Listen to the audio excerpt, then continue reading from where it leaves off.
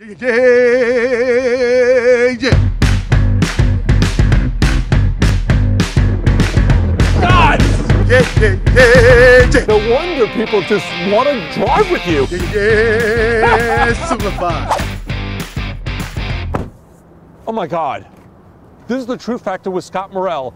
I just had the most amazing Uber ride I've ever had in my entire life. This man is the #1 Uber driver in New York City. I cannot believe I had a ride with you. I really didn't want to get out of the car. Hey, Moses. Mr. Scott. Oh my God, What's I love going it. on? What's happening? I don't know. What do you have to say? How are things in yeah, simplify? I can't take you. You know what? I would love to interview you. Can we take a walk? It will be a pleasure. Excellent. Who's giving you this award to be the #1 rated Uber driver in New York City?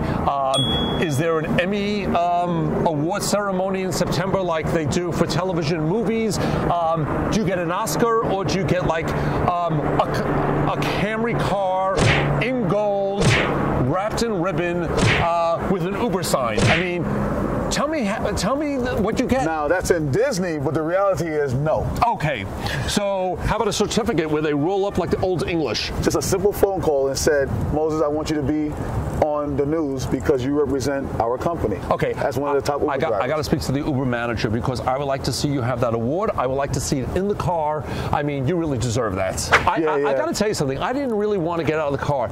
You know, I'm sure a lot of my audience has taken Uber rides. Some people are just bland. Yeah. Some people could be a little bit rude, but some people could go out of the way. I sat down in the Uber car. The first thing that he said to me is, "Are you thirsty?" He handed me a bottle of Poland Springs. Then, after that, would you like some Lifesavers? Lifesavers white mints, winter greens. I kind of like the spearmint, but I accepted the winter green. Just so you know, next time, please have spearmint. You got it. And then you start talking to me about how my day was. It actually was lousy yesterday, but today I woke up and it was a much better day. So I gave you the down part and the up part, and you encouraged me about, you know, there's always a better day, but today was great. And Absolutely. I feel like I was in therapy in the back of your car. Yes, it was a combination of Dr. Phil, Jerry Springer, Yes! and Dr. Oz. Oh my God, that's great. No wonder people just want to drive with you. So what do you credit your personality to? What gives you inspiration? My dad. Okay. My mom.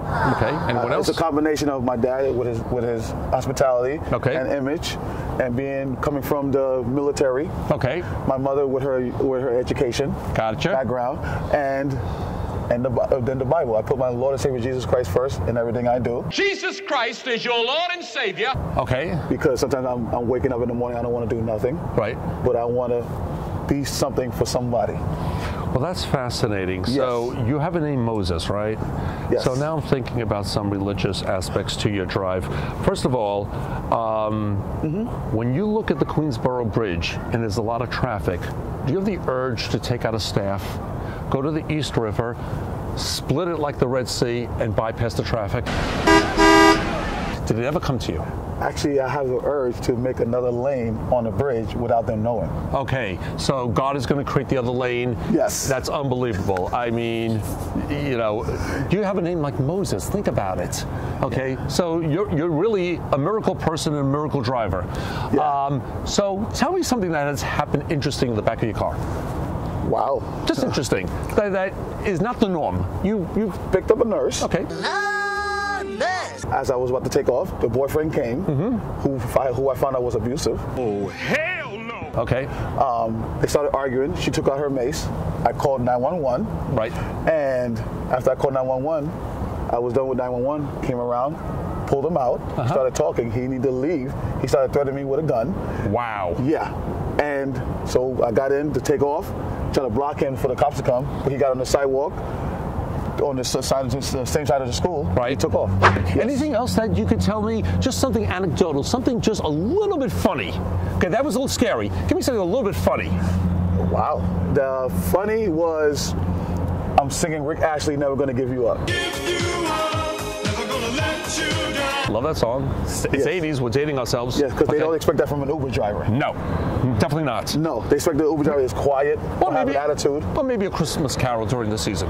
Is there anything else that someone else did in the car? They just say, God, what was that about?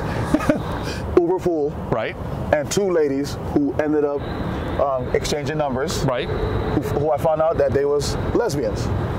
Interesting. So it was weird because it was at night. Both came from different clubs. Right. All right. They had the music loud. Okay. I really couldn't hear too much. All right. But at the end, they started exchanging numbers, and then when one left, the other one yelled out, "Oh, girl!" Was there a little bit of tongue, a little bit of making out?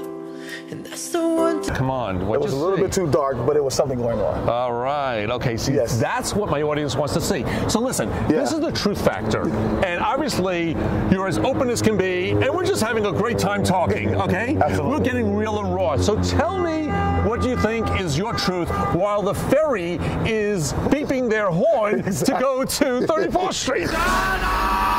Okay, tell me something about your truth. And the truth is normally the secrets that you don't reveal. Tell me something that's in your gut that is about the truth.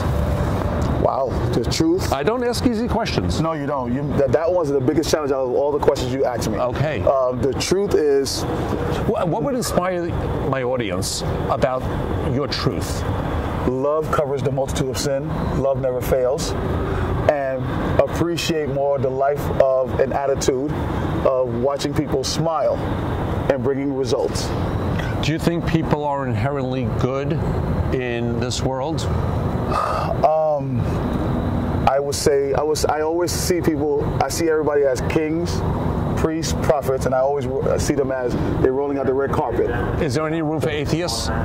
There's plenty of room. Okay, Moses, I am going to request you next time because I just don't want to go from A to B. I want to enjoy it. It's almost like a massage.